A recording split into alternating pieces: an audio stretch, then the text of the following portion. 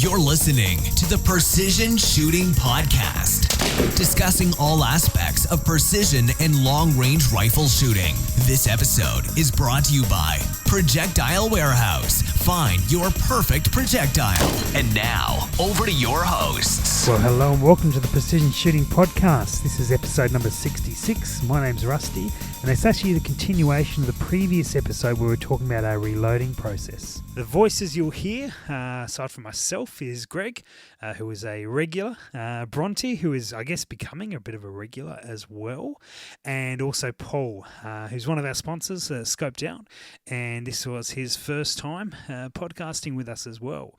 So we were talking about the reloading process that we all use, so we're going to pick it up about here, and the boys are talking about their various ways as we step through the process and what they do in what order and such. So hopefully you guys get something out of it, and will let us know your processes, and perhaps present some ideas to you guys, and from your communication to us, we might look at changing some stuff. And always open to a journey of development with reloading. It's certainly never learn it all in one go. Or actually, to be honest, you never learn it all completely. So anyway, without further ado, we'll throw open back to the discussions. So once we've trimmed and deburred, what's next in the process, Bronte, for you? It's one of the I do a neck turn as well, but that's kind of is a one-off. Yeah. thing. So where in that process would you neck turn if you were neck turning? So what I'd probably after I've sized. Yep. The reason being that I'm trying to get rid of any donuts or anything like that have formed. So they get pushed out when you resize the case. Mm-hmm. So my step would be I then have to run it through an expander mandrel, which blows the case back out, that neck of that case out ever so slightly again. Yep. So it fits over uniform on the inside. Correct, yeah. So it's uniform on the inside. Yep. I've got an attachment for a cordless drill, so I spin the case with a cordless drill. And a jacket as well. Yep. Yeah, yep. And then use I've got I think it's a K&M. Yes, yep. K&M neck turning tool. And I find that to be really quite easy to use. I mean, neck turning is a bit of a pain, but with that setup, I found it to be pretty good.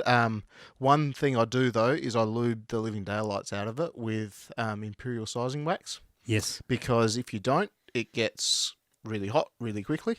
And the issue with that is as the mandrel heats up because of the friction, mm-hmm. the diameter increases. So then you actually start to get introduced new inconsistency. Yeah, okay. I also use carbide mandrels as opposed to tool steel mandrels for that same reason, because they're more thermally stable. Right. Yep. I found also Lapua I didn't really need to touch. They're very consistent, unless you've got a chamber that needs it. So it actually fits. But I found, your standard sort of Remy and Winchester and horrible. Yeah, well worth the effort. I totally agree. For me, I found, Lapua Norma. I would probably, I normally set my neck turning up, because for me, I'm not neck turning to fit it into a chamber. I'm neck turning for consistency for when I use bushing dies later on, or to get rid of donuts in the case of my 6.5 Super LR, where I'm using sort of European brass, which has a thicker shoulder material, rather than the American brass, which is thinner shoulder material. So the European brass forms donuts in it. I found that, with normal brass, there wasn't a huge amount of... the material will get removed consistently, whereas neck turning federal brass, for example, I get quite a few cases where quite literally only 50% of the neck has actually had material removed, and the other half had a heap of material removed. Yeah, okay. Same experience with me, yeah. So, worth doing. Big difference to SD too. For me, I didn't actually notice much of an SD difference in my 300 Win Mag or 243, but I did notice it in my Super LR. And the reason I attribute that to is my 243 and 300 Win Mag, I'm using a conventional style die with a ball expander, like the mandrel in it, whereas my Super LR, I'm using a bushing die. So I think it's because the bushing die indexes on the outside of the case, whereas your ball expander will index off the inside of the case. Yeah, okay. Your inconsistencies with a ball expander are pushed to the outside, whereas your inconsistencies with the bushing die are pushed to the inside. Yeah, interesting thought. Yep. All right, so neck sizing actually happens, you're saying, before trimming? Do you get that right? Full length sizing. Sorry, not neck sizing. Neck turning. Yeah, so because you've had to expand it to get it to fit over the mandrel, then you have to size it again. Then Yeah. you size it again. Okay. But that's essentially, it's a one-off. Yeah. Well, it's a one-off procedure, generally speaking, but Unless you get a after, say, 5 or 6 firings, you might start to notice there's a donut or something like that, and you might decide to tidy up the necks. I know some people that will tidy up the necks after their first firing, so they'll neck turn, fire the case once, and then neck turn again to pick up any crud that may have been missed by the first pass. Okay. All right. I was actually going to ask that because, I mean, I'm looking at neck sizing now, and I was going to say, do you fire first, like fire your virgin brass first, and then basically mandrel the inside, and then you're going to get more consistency, aren't you? For me, I had to neck turn first because I was using normal brass with a Super LR. Because material that was once the shoulder now become the neck, I was getting a substantial donut, Right. which is donut's basically a thickening of that brass right around the shoulder neck junction. And that's not necessarily consistent, so it's generally associated with horrendous accuracy, really inconsistent pressure spikes, and all sorts of other things that we're trying to avoid, basically. Yeah, I think also you can do it before a first firing. If you've got a brand new rifle that's just had a new chamber cut and you've got those chamber details, you can trim it to those details without having fired because you've got the detail. This is where we need Andrew because he can tell me what that tool is called that cuts the chamber. The reamer. But yeah, you can get those details from your gunsmith. The Thanks, reamer Andrew. specs. And it may have a particular width for the neck, and then you can trim so you can pick your actual separation around the neck, basically. And that's a lot of it's probably more of an F-class thing in bench rest to have to get to that level of detail. For most, no need to be racist again. Yeah, a lot of the rebarreling, sometimes, like not in my cases, but you will have to do it for it to chamber. If you have a really tight chamber, Yeah, absolutely. Generally speaking, the PRS guys use a slightly looser chamber or a no neck turn chamber just because they can't be. Yeah, bothered. but Greg, They want that Greg likes a reliability. tight chamber. Well, everyone likes a tight chamber. There's no. Cheers to that. So with the projectile, with the seating of the projectile, do you then go So that's jumping forward. Yeah, no, I'm just going to think- get into okay, the all right, sort of neck sizing. Wait, Do you go 2 thou, this is or is it where- 1 thou? I mean, how do you sort of work it? I go 2 thou, 2 thou, okay. but that's neck tension, and we'll probably push that till later. Or do you want that's seating? I was going to say we do need to cover It's- powder at least. Yeah, You know, they I mean, generally 'cause work neck better with tension the sort of powder in comes the into neck case. turning. I mean, because that Yeah. that is just all encompassing. I mean, that's what the end result of the neck Yeah, turning and sort of gives you. Of course. That's just interesting. I mean, Bronte, what do you do? Is it 1 thou, 2 thou? I mean, Answer it now. Go Do for it. 2. Oh, okay. For me, I take a loaded round and I measure a loaded round and then go 2 thou less than that for selecting my bushing. So 2 thou, yep. I'm exactly the same. Yep, All right. it's And the pretty FKLX guys go standard. 1 thou, I'm guessing. I don't know what they do, to be honest, and that's probably a good one. Look for, at it. Well, I don't. Jason, I don't know what it does, but often Yeah. you'll find that brass will spring back. That 1 thou. So guys go 2 thou to bring it down enough to spring back 1 to sort of split the difference. From my experience, but yeah, Jace would be, again, a good question to throw his way. Or we're actually shortly we're going to speak to another one of the guys from the F class, the Australian F class team. So those sort of questions would be wonderful to throw to him. Hopefully that all comes to pass, and we can certainly throw a few questions like that to him. So the next process, where we're up to, so we've neck turned if we've had to, and we've trimmed, and let's say we assume we've chamfered a bird. What comes next, gentlemen? Greg, looking at you. Primers. Primers. Yep. Right. Has anyone got anything different to primers at this point? No? And everyone's shaking heads? Yeah. All right, cool. All I'll say there is we've that spent time on the brass, we've done all that bits and Yep. pieces, now we're priming. all I'll say there is I prefer the hand primer over using the press because you just got more feel when the primer is seated, so you can easily fill those loose primer pockets versus a decent pressure. Yeah, I totally agree with you there, Greg. It's one thing for myself, when I feel a really loose primer pocket, I'll flip the case over and I'll colour in with texture or something like that, and that essentially goes in the box for spotlighting because it gets flung off the back of the ute and whatever. Yeah, okay. Yeah, a lot of guys will just throw those loose ones straight in the bin, or just piff them over the shoulder. But that's even a better idea. I like that. Unfortunately, some of us are working to a little bit limited budgets here, Greg. I know. You can't be all as lucky as Just you. whack it on Visa, mate. All good. Good. Yeah, the problem is you own Visa, though. Paul, yourself, this is the primer stage for you, or is there something else you throw in the mix? No, I use the hand primer as well, and much the same. I mean, if I've got something that doesn't sort of sit well and you can feel it, that case will then be sort of moved on for setting your resizing or something, or maybe annealing, or if you're dealing with a blowtorch, it could be a case. It's almost like a throwaway case type thing that you can use for setup. So. Yeah, cool. I at this point, if depending which one I'm doing, again, if it's on the Dylan, well, it just moves on to the next process and we throw the primer in.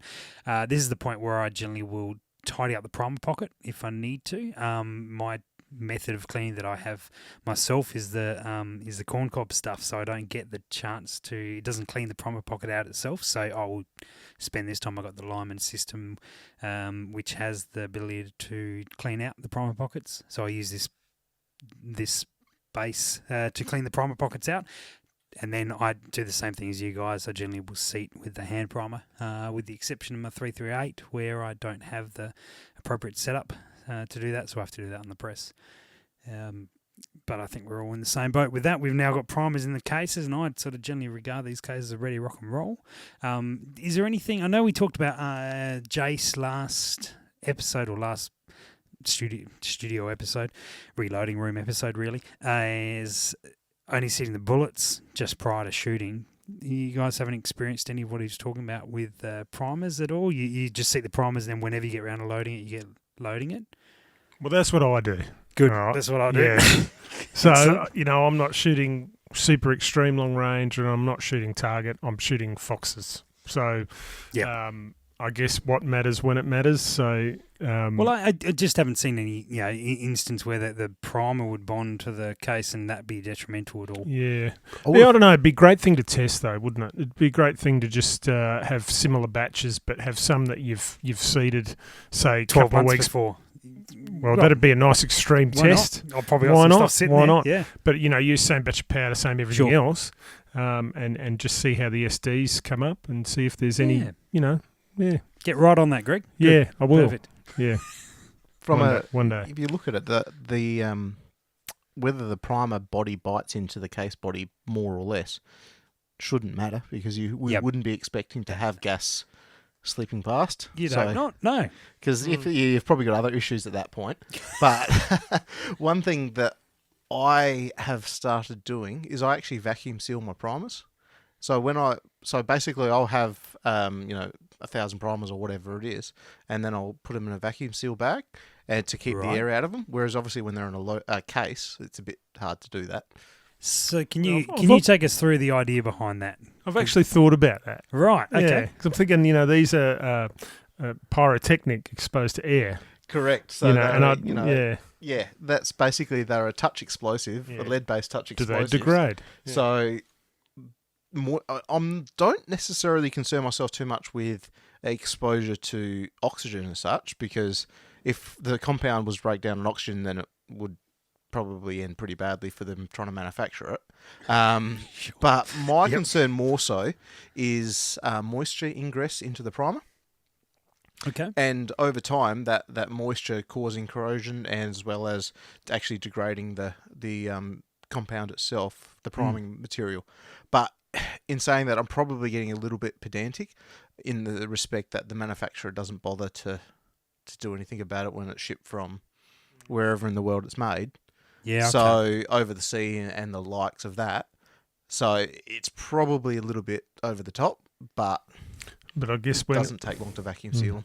But you're achieving low single digits in your SDs, so maybe there is a level of credibility, but that's not the easiest SD to reach is low single digits. It's not easy. I'd have to admit that's something I've never considered at all. I don't know if I can consider it after tonight either, but it's certainly something I've never considered prior. Interesting. Yeah, Paul, how many vacuum bags do you go through in a week? I go through none. I think there's too much user error in my shooting, so I don't think The only honest person in the room. vacuum sealing will not help me. I load the morning I shoot, only because of time constraints. I'm usually generally late at the range because of that reason. I think everyone can contest to that. And then I'm on the 100-metre range trying to sight my scope in. And so... Oh, can we go around to 1,000 metres? It's closed, mate. We're done for the day. All right. Well, it's not the first time I've heard that. No. Okay, and so, but anything unusual you do with priming at all? Or No, put them in backwards or something? No, No, not intentionally. I might do it sitting down rather than standing up. I mean, no, it's seriously. I mean, again, it's just Hold it's the phone, user mate. error. Hang on. I think this is just breaking news. We are revolutionising the world of reloading. You can do it sitting down. Hey, you can do it. I can actually do it leaning against the bench. I mean, it's Wow. multi-talented. Hope you guys are taking notes out there. So I've got the hand primer going, and then I'm priming my brass as I'm waiting for the RCBS to sort of start throwing the powder. So it's to me it's a time thing. Like I said, I'm usually doing everything in one go. I tend to get my brass prepped prior to my reloading, so I've got like batches of it. But the whole reloading process from the powder situation and primers, it tends to be, primer, powder, seeding the morning of the shoot. That tends to be how I roll. So Easy. Yeah. So that's quite an interesting one there, because it's probably one point of difference for myself. I tend to do everything in batches. I'll prime all my cases, then I'll weigh all my powder charges, and then I'll seed all my projectiles. I won't I won't load a round to completion from a prepped case. I'll do all those steps independently of each other. You've clearly got too much time then. Oh. Hang on. Actually, I'll clarify that. Yeah. You're better organised with your time. I have 3 loading trays that I have. So I'll have one loading tray that's got prep brass, obviously with primers. That'll be beside the rock chuck, or the RCBS. I'll also have a tray of brass that is turned a certain way that I know is not primed, and then I'll prime them, turn them upside down, and then the other ones will be basically brass that has the powder in it, ready for the projectile to go. So I do them in batches of 50, but at any one stage, I've got, you know what I mean? It's one tray of 50 that's getting the powder done to it. I mean, I don't take it from the powder thrower and then straight into this press. No. Yeah, You'd be good at changing guys if you did that. Yeah. Oh, it's probably more. That was actually the point I was really sort of driving at, is because for myself, my scale is on the same bench as my press is mounted to. So while I'm banging on the handle with the press seeding projectiles, yeah, mine's separate. Yeah, it upsets potentially it. interferes with the scale, which is really the main motivation behind doing it one process at a time. Yep. For me. Yeah, I will often, particularly my more accurate loads, I generally will do batches, so I will resize all of them in one night, and that's it. That's all I do, just resize them. And then another night will be priming, and another time will be, I like to actually, if I can, keep my brass there, and that's, get it done off site for some of it, and then it comes back and it hasn't got a primer in it, it's nothing live on it, and then I'll prime it all one night, and then it just sits there ready to rock and roll. But I'm commonly like you, so just before a shoot, I'll drop powder and drop the projectiles. But we're not onto that yet, are we? No, not quite. So once we've all primed, what's next? I'm going to guess it's powder, but anyone got anything funky going on? Wow. Go to Bronte first. He's got something going on. He's always got pretty something.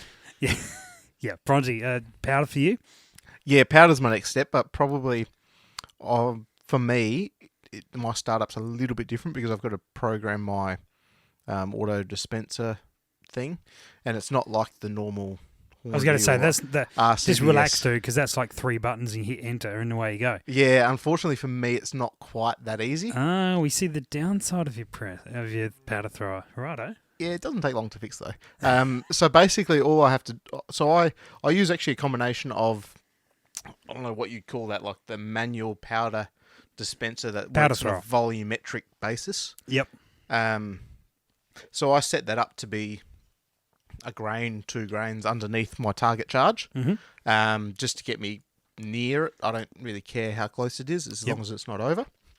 So I'll dispense into my powder pan. First I zero my scales and then dispense into my powder pan. Yep. And then I manually trickle up to my correct weight that I'm chasing. Sure. Then I press the save button on my auto dispenser thing. Right. Because you basically have to manually Tell it what it needs to be. Now, tell us what auto dispenser you have, because it's not an RCBS or Honda alignment. You've got something very funky. Yeah, so basically it's a A&D lab scale. Mm-hmm. There's a guy in Canada who's There's lots of guys in Canada. F-class shooter, and he's a pretty cluey guy, obviously. Mm-hmm. And he's developed a system that works on basically a PLC controller, plugs into the scale, and will run a stepper motor to drive a trickler onto the scale itself. So basically, you can use a lab scale in very much the same way as you use your RCBS, Chargemaster, and the like. So for myself, I'm measuring down to 0.02 of a grain, which is under a kernel of 2209. Yeah, and I guess it's a cheap but still as accurate, if not more accurate, version of a Prometheus, really, isn't it? I think the Prometheus probably is a little bit more accurate. Is it? But when you're weighing to a kernel... Those Prometheus are pretty damn good. But when you're weighing to a kernel... Pretty damn expensive. Unless you're planning on cutting a kernel in half, you're probably not going to get much of a benefit. And those Prometheus are absolutely amazing. But they're also insanely expensive. Yeah. And you can only lease them, you can't buy them. 25-year lease, you can't actually buy them. Yeah. Oh, wow. Well, that's this is something we learnt in the States. So, yeah. So those, was it A&D? Yeah, A&D. But one probably thing that I do a little bit different is my charge that I use to set my scale, I actually set that aside. And I use that as a double check every now and then to make sure my scale hasn't drifted. Yes. Yeah, okay. Very good. Greg, what do you go about for this process, mate? Well, I started off with the default, weight scale powder measurer thingy, and that took way too long. Although I think I was fairly happy with the accuracy of it, but I went to electronic, the Hornady one, and that served me well within I guess 0.1, 0.2. And that started to die. So now that is just a glorified powder thrower. And I bought a Gem Pro 250, and I'm using that to do the final measure, which is pretty accurate. I can get down to sort of kernel type, is it 0.02 Yeah, of a so grain? the resolution on the Gem Pros is the same as the A&Ds. Yeah. The major difference, which causes the price tag difference between the Gem Pros versus the A&Ds, is the system that they use within there. With the Gem Pros, are a strain gauge based scale. Yep. Whereas the A&Ds are a magnetic force restoration. So we've had this come up a few times. So, Bronte, can you give us the definition between those two types of measuring? It's essential. They both come down to measure with a strain gauge. They're literally bending a piece of metal and how much it deflects. They calibrate that back to a weight. The magnetic force restoration, I'm a little bit murky on the exact physics behind it, but it basically works about deflection within a magnetic field, is my understanding. Yeah. The sort of the end user result of that is a strain gauge scale tends to drift, whereas a magnetic force restoration scale is less prone to drifting. Yeah. Now, with a strain gauge scale, generally they have an inbuilt, algorithm such that when they're close to zero, it will zero itself because it will just assume that we're at zero. Yeah. Now, the issue with doing that is when you're trickling powders, you're only adding a very small amount of weight each time. Yeah. So the scale won't necessarily pick up the fact that you're adding weight because it thinks it's just drifting. Yep. So you can end up inadvertently increasing I notice your weight. when I make small increments, like a couple of kernels, it takes quite some time to register. Yeah, absolutely. But it does register. Obviously, I'd love one of the versions you've got. It's obviously a step up, but I think it's a step up from my electronic. But again, I've gone from very efficient to something that's a little bit slower. So it takes me a little bit longer to do my powder throws, but that's basically how I'm doing it at the moment. The Gem Pro 250 was a little bit of a cheaper option at the time too, because I didn't really want to get an RCBS Charge Master because they've got a bit of a pretty price tag in Australia, unfortunately. And this represented probably a quarter of that cost. Yeah, it's probably a slightly better accuracy. Yeah, absolutely. Tolerance. So. The thing is with strain gauge scales, there's absolutely nothing wrong with them. You just need to manage them basically. Yeah, no, you're right. So the trick with it is to just keep your calibration weight handy and keep putting that on there every now and then, and make sure that it hasn't drifted from zero, and you'll get a good result. And it's funny you mentioned the price of the Charge Masters, because when I was looking at upgrading to what I went to, it was basically not a huge amount over and above to the get Charge that, Master. that high-end scale you've got, scientific to scale, that I've got versus the Charge Master paying, retail. Yeah, absolutely. Paul, what do you do for powder? Oh, I sound like an absolute hack compared to these guys. You just get a spoon and throw it in? Just level it at the top and run a knife over the... I didn't want to mention that, but yeah. No, I mean, like Greg, I went from the sort of beam scale. That lasted literally all of one loading session. No chance. Long loading session. No, it was... Yeah, but that loading session lasted for 4 days. Yeah. And 4 rounds later. No. And I went to a Hornady scale, the sort of single pad, which wasn't the best move, but, again, just testing the waters.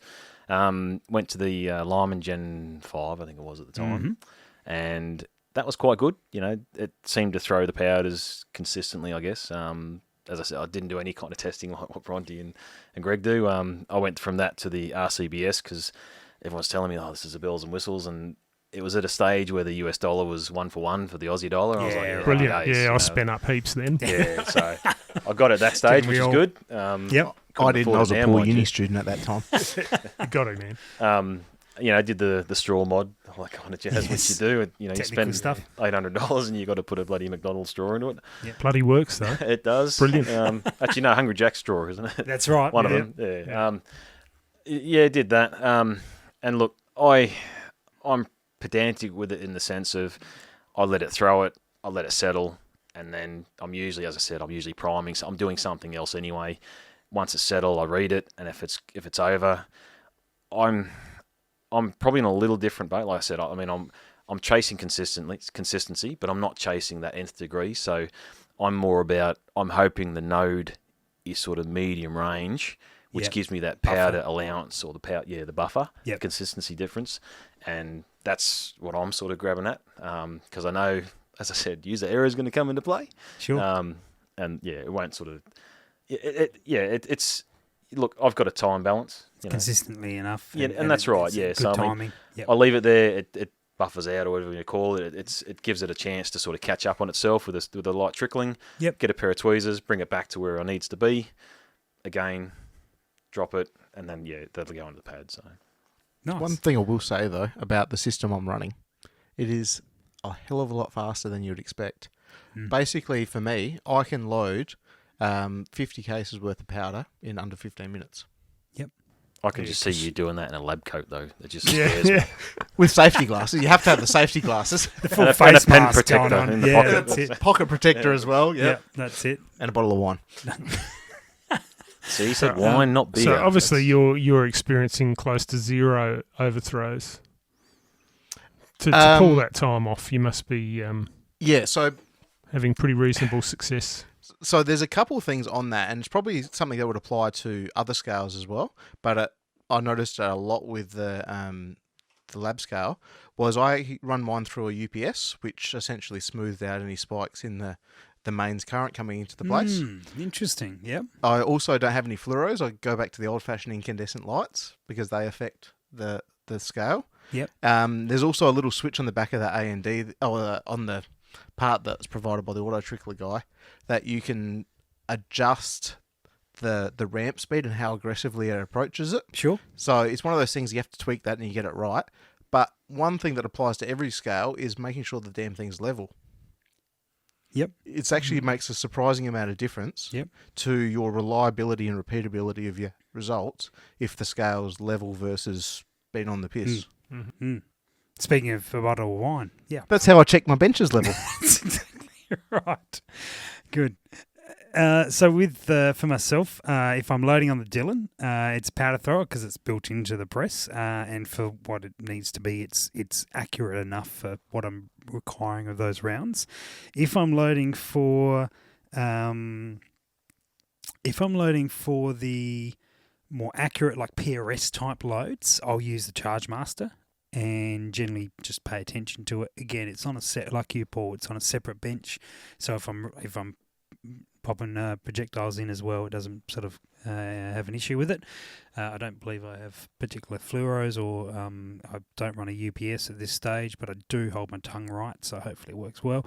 And then moccasins and a lab coat when you're doing it. Correct, mate. Yeah, absolutely. And pens in my top pocket. And the other, but if I am actually loading for like extreme long range stuff, so if I'm really pushing it out, I will get the Charge Master to throw the powder, and then I'll throw it onto manual scales and I'll trickle the balance. So I've found that's a guaranteed way. And I know we had this discussion a while ago. Well, we did a would you rather on this basis, and that's the way I will do for the extreme long range. So once we're pushing a mile and beyond, that's where I really sort of will focus back on that reloading and the powder sort of throwing. Have you made any modifications to your beam scale? Yep, I wrote my name on them. I put carbon powder on the hinge. Does that count? Yep, that's the sort of line we're going down, because I experimented with the beam scale for far too long. Yep. And I ended up going down the path of hooking up a webcam, extending the length of the needle, and having it hooked up to a screen, because then I didn't have to bend over to be able to see to remove all the parallax. Get rid of the parallax. And you might laugh, No, but he's laughing. I am laughing, but it did actually make a somewhat appreciable difference. It sort of dropped my SDs from about 8 down to about 5 and a bit-ish. and I'm not laughing at you. I'm laughing with you because I spent a lot of time aligning to my scale to get, or is that on or is that not on, or because the way my bench was set up. So I first built a I riser can to bring the sympathise. scale up to eye level. Yeah. And then I decided that it was still a very small line. It was still a pain to read. So that's why I went for the screen. See, That is next level stuff, man. That is just that's incredible. so we've all put our powder in. That's where we're up to some degree. Paul's sort of thrown it with a spoon, and Bronte's paid 3 people to assess it and whether or not it works, and put it in from there. Dr. Bronte. But I guess the results speak for himself. So we've all got our powder in. I'm going to assume that the last process we do is seed our projectile. Is that fair from everyone? We get nods Better around. check with Bronte. Bronte. Well, for the other 2 guys, what do you normally? Normally that's the case. Greg, what's your process from here? You got powder in the case. Yeah. Obviously, it's seat the projectile. We assume you've set up to the correct depth. We'll take that Yeah. out. It's another discussion, but Okay. yep, you've set your depth on Yeah, your my thing. preset die. Yeah, I do change the actual locking ring on my dies too. The Redding ones, I think it is, are really good compared to Hornady. Forster, Hornady, yes. Forster or Hornady Hornady are the ones. ones. Yeah, I was they're going to say very much more clamping. Yes, the Hornady and the Forster ones Yep. clamp rather Fantastic. than the So I Reading swapped ones. The them Reading all ones have over. this horrible grub screw that was the worst design Yeah, it's been for a fair while. yeah, Same as yeah, the yeah. RCBS ones. And So- the Lee ones are even worse. They don't even have a locking screw. So I changed them over. That's a great help. Yep. So yeah, just screw it on basically and just start Punch throwing them in. Yeah. Yeah, Paul, you about the same? Yeah, much the same. It's you throw it in. I keep obviously I have one projectile that is my template, I guess. Mm-hmm. Yeah, and you do check it occasionally. Yep, like a dummy round. Yeah, that's right. But yeah, much the same. Yep, yeah, brilliant, very good. But I'm And not wearing the lab coat like Dr. Bronte over there. And Bronte, what about yourself, mate? I try to eliminate human error, and I'll actually just check this powder in all my cases in case I've missed one. It's Yep. just as a first, like a last sort of pass, and then pretty much the same thing. The only thing I do a little bit different, What a When- surprise! well, these guys might do it as well, but when I seat my projectiles, Yes, I seat them roughly halfway, then I back the ram off a fraction, turn the case 180 degrees, and seat the rest of it. and go again. Or I might do 3 steps, but generally 2 steps. I do that with primers.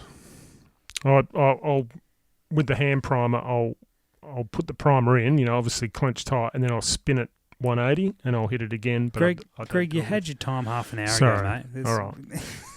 Am No, I no, done? go- Am I done? Can I Carry go on, now? mate, carry on. But I don't do it with projectiles. But Yeah, anyway, The main reason I do it with projectiles is basically to improve my concentricity. Mm. And on Have the you- basis that if there is actually any induced run out from my die, Mhm. I'm kind of, although I'm not 100% splitting the difference, I'm Partially. essentially reducing it by, a factor between a third and a half. And have you seen that result? Like, have you measured that and been able to see that run out reduce? To be honest, no, because I bought a concentricity gauge and my concentricity was less than 1,000. So Right. it was kind of a bit of a waste. Okay. But what sort of dies are you using? Seeding dies. I'm using a blend of the Forster, I think the Bentress micrometer seeding dies that have the sleeve that goes up with the case. Yeah. As well as the Whedon dies. I'm not sure of the correct pronunciation. Yep. And of those two, I think I like the system in the Whedon dies a little bit better because of how he's designed the internals of it. Yep. But as far as end results go, both of those are absolutely top notch. Yeah, righto. Cool. I would, happily recommend both of those systems to anyone. They're just exceptional. Cool. Yeah, brilliant. And so on the Dylan, it just goes through automatically. Same thing. Just seat that one by itself. But normally, look, no different to what Craig or Paul, you guys do in terms of just put it in there and away we go. Make sure it's all set to distance, to length, and move on from there. Does anyone do anything after that? Put it in the case, like the holder, round holder. Right. Make sure you're writing that one down. That's Yep. cutting edge stuff. Paul, is that in your new updated process, mate? You chuck it in the empty I'm glad case? Bronte sort of gave me that one because I'll start using it. You're sort of like, Yeah. how do I get all these to the range? No, it's actually funny. Like I guess just touching on the projectile seeding, I've played around with a few different things, and like I said, I used to use Lee initially, and then I've gone to sort of Reading dies. Sure. Yep. I now use the competition. I think they are next sizing dies, whatever. Yep. What I've noticed is I've actually taken the stem out of the seating die, Mhm. and I've used some like a bore paste, and I put the projectile Yep. that I use because I tend to use one projectile for the dies. I'll put that projectile in a drill, put some bore paste on it, and actually almost ream out the stem, right. the seating stem. Okay. Cool. And yeah, it just stops the marking Yeah. on the ogive, whatever you call it. It's yeah, I guess it's just my little thing of just taking, not so much the area out of it, but I did notice like the Reading dies tended to mark them more than say the Lee dies, which was actually quite funny. Yeah. No, Um, look, my experience is the same. We were talking about it before that I actually seat my 260 with 6.5 Creedmoor dies because if I use my 260 dies, I get a ring around the projectile. Yep. Whereas if I use my 6.5 Creedmoor dies, I don't get that ring. So yeah, and that's the whole thing. Yep. If I put that projectile in the drill and put the paste on there, thanks Goldie, and I'll actually ream that out. Take and that out. That takes, I guess, it takes the edge off Yep. the loading stem, and happy days. I do find it interesting that you use a Creedmoor die for the 260, being that they have a different shoulder angle. For seating.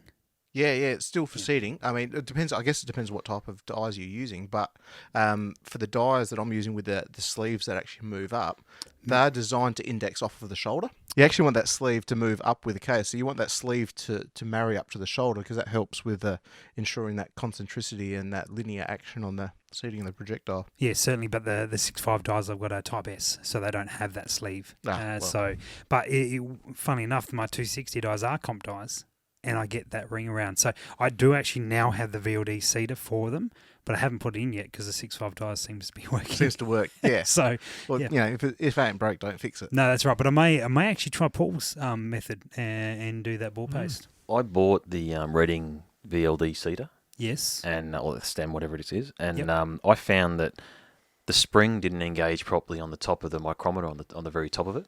Okay.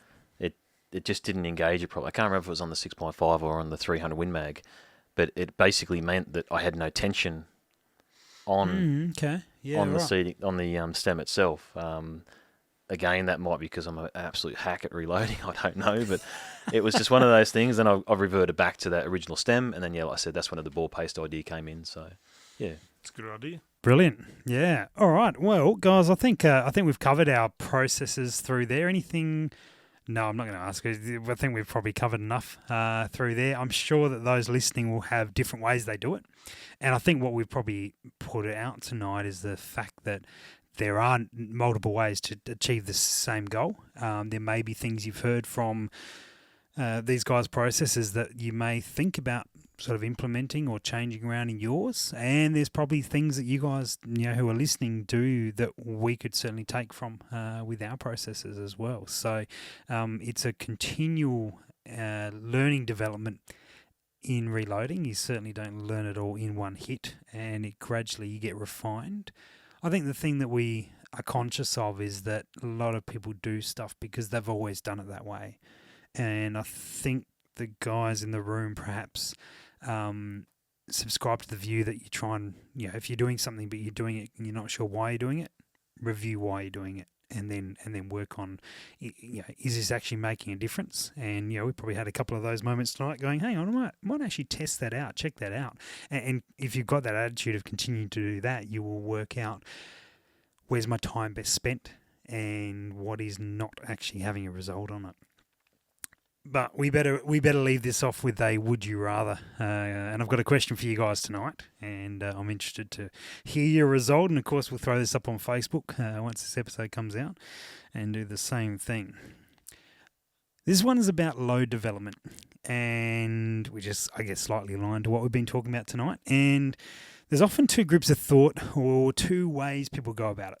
You'll find guys who will chase muzzle velocity. They want the fastest damn speed they can get out of their round, so their projectile is hurtling down range. So we're going to call that muzzle velocity tonight. We're chasing muzzle velocity. And sometimes that's done at the compromise of group size. So they may hit a node, but it's slightly lower velocity, like a couple hundred feet per second lower than they were intending, but the groups are sensational. And then they sort of hit another node, but it's not as tight up the higher end. So what I'm asking you guys, are you going to be sacrificing muzzle velocity? Are you going to chase muzzle velocity, or are you going to chase absolute group size?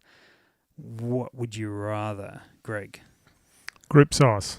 Yeah, I'll grab a node any day of the week, thanks. Yep. Despite a previous podcast where you've gone, I found a good group, but I'm looking for more velocity. Well, that's because my group size was right down the very, very bottom of my range. Okay. And I got one. I got one higher up in the end. There is... No, you've only got one choice. No? And God damn it. You've gone with group size. Well done. All right, Bronte. Group size. Yep. With quite a large caveat. All right, moving on. All right, what is it? Come on, tell us. I don't care necessarily about if I'm shooting a 0.25 group, that's fantastic. Yep. But I'll happily take a 0.5 group if my extreme spread and standard deviation is much lower. Right. So I'm looking for and generally speaking, that happens around your nodes. You get that flat spot. I'm not chasing I don't want the fastest gun in South Australia, but I want one with a low extreme spread and a low standard deviation, which tends to occur on those velocity nodes, which are generally a bit slower than flat out. So you're generally saying group size is what your driving factor is, with some other factors in that aren't in the questions. That Correct. Good. Hence the big caveat. Good. Paul. Yeah, wow. Why do I always go after Bronte? He sounds so intelligent. So after Bronte's done my reloading, I'm telling him to go for the node. Going for the node. Going for the group size, what you're saying? Yeah, going for the group size. Yeah. Brilliant. And I'm from the other extreme, like I said. I mean, I've always done it safely, and I've done it, within what the books specify, and I've always ended up, like I think what Greg said before, I've always ended up with a lower node. Yep. Not realising that you can safely try to achieve that next node. Mm-hmm. And in the style of shooting that we do now, that next node is really the pinnacle where you need to be, especially to fight that barrier wind, etc. Yep. So yeah, you got to do a bit of exploring. You got to do it safely, obviously, and there's ways of doing that. And just do it. Just make sure you do it safely. You're aware of pressure signs, etc., and that you're not. I'm going to have to say muzzle velocity just because it's different to you guys, but also because I've been using my 22-50 as the example for majority of stuff tonight, and given the purpose of that gun, and that's perhaps for me where it comes back to. So the purpose of that gun is a spotlighting gun out to 300, maybe 400 metres tops, and the flatter that trajectory I can make, as long as they're hitting the fox, I'm pretty happy. He gets to justify his answer. Yeah. I tried to. go? I got No, shot down. Hey, I can put you guys on mute. Give us a second. But if you're using the Dillon, I mean, your yeah. node's all over the shop anyway. That's exactly right. Well, that's why he loads for the node, Yeah, like exactly. somewhere in that powder range of That's 1 what to he's 5 talking about. grains. Yeah, well, it's somewhere between like the first and the second node. Yeah, it's within that node. And the funny thing is, the Dillon has dust on it, and Rob's number is on speed dial. Yeah, absolutely, mate. Absolutely. And it just means I need to go spotlighting more. That's all it means. I just need to get that thermal that you talked about at the beginning of the show there, Greg. I think all of us do, to be honest. Those videos are absolutely exceptional. So, which is a good point, actually. If you haven't seen Greg's YouTube channel, Greg, what's it called? Terminal Performance? What did I call it? Terminal- Terminal Performance. I'm Yeah, glad I jump on threw there, it have a to look. you to tell me, because I knew what it was, but I thought I'd let you say it, and then And that's the thing. Probably in recent weeks, I've had a lot of farmers ring me. Well, not a lot, 3, about lambs and getting them taken by foxes. So I've been busy, and I've knocked quite a few over. So there's a few videos up there. Yeah, so we'll make sure we throw that link up, Terminal Performance on YouTube, and check them out, thermal videos of Greg out there banging away. We'll certainly get that would you rather question, because we're interested to hear you guys, and you guys get more of a chance to justify it than Bronte does, and particularly Greg as well. And you can put in your Facebook responses why you've chosen the answer you've chosen, but it'd be interesting to hear. Cool. Well, gentlemen, thank you all for coming in this evening and spending time chatting away to us about reloading. And what's you got a chance out for a shoot the next week or so? I know you boys are shooting this weekend. Going to see you on Sunday, and Yep. probably load development in the morning as per usual, Yep. and then we'll go from there. Shoot your first 3 stages at 100 metres. Yep, beautiful. Excellent. Correct. Yeah, Greg, are you getting out this chase weekend? foxes as usual. Hopefully get a couple. Nicely done. Brilliant. All right, guys. Well, thanks for listening, and we'll be back in a few weeks, and no doubt with another podcast about something else irrelevant. We'll catch you then. Thanks for listening to the Precision Shooting Podcast. To continue the discussion, check out our Facebook page. And for more information, head to our website, www.precisionshootingpodcast.com.au. This episode was brought to you by Projectile Warehouse. Find your perfect projectile.